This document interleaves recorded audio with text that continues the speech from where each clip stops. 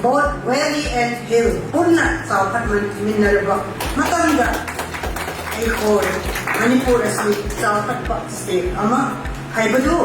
oigadobani. Honorable Chief Minister, Manipur ki Kangpokpi visit asida saruk jabiriba mi oina panjararoy Honorable MLA my colleagues aduga thagatchaba pulokjari masi asi yamna maru oiba amadi kawba ngamroi taba limit amani maramdi Manipur ki Honorable Chief Minister Shri Yumnam Kimchana Kangpokpi district asida matam kuiraba tungda lapiduna district asiki chawat thorang kaya ama paikat kani haiduna praya riyamda pongopiramba amadi district asiki oina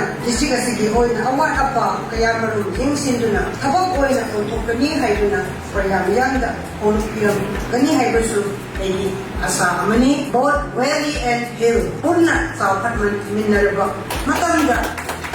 aikol Manipur asmi chawphatpa state ama haibadu oigadobani hingwina kadobani haibagi paujesu leptena mahakna haibiri santi haibadu purappa namgani.